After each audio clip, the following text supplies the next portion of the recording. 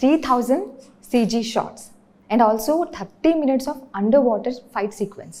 అసలు కొన్ని విషయాలు వింటుంటే గూస్ బంప్స్ వస్తున్నాయి. చెప్పాలి మీరు దీని గురించి. అసలు 3000 CG షార్ట్స్ అంటే ఎట్లా ఉంది ఆ వర్క్? బికాస్ అంటే సముద్రం అన్నప్పుడే మనం వెళ్ళి రియల్ సీ మీద షూట్ చేయలేం కాబట్టి obviously it should be created. అంటే మనం కంట్రోల్డ్ ఎన్వైరన్మెంట్లో క్రియేట్ చేసుకొని CGIలో క్రియేట్ చేయాలి తప్ప మనం వెళ్ళి రియల్ సముద్రం మీదకి వెళ్ళి షూట్ చేసేద్దాం అనేది ఈజీ కాదు రియల్ సముద్రం. బికాస్ సముద్రం మన మాట ఎందు అది ఎప్పుడు రఫ్గా ఉంటుందో, సీ ఎప్పుడు ఫ్లాట్గా ఉంటుందో మనకు తెలియదు. అండ్ ఎప్పుడు కంప్లీట్ లైట్ వేరియేషన్స్ సముద్రం మీద అసలు మనం వెళ్ళి షూట్ చేయడం అంటే 1 or 2 షాట్స్ అయితే వీ కెన్ వెయిట్.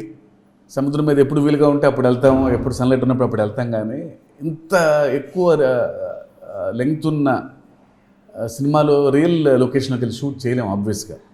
సో మనం క్రియేట్ చేసుకొని చేయాలి కాబట్టి అందుకని ఎక్కువ షార్ట్స్ CGI జరిగింది.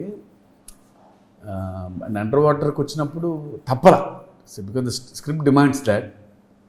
సో అండర్ వాటర్లో it's very fun to shoot, at the same time very hectic and stressful also. Water అన్ప్రెడిక్టబుల్గా ఉంటుంది, అందరూ కష్టపడాలి, జాగ్రత్తలు తీసుకోవాలి, ఊపిరాడదు నీళ్ళలోకి దిగినప్పుడు.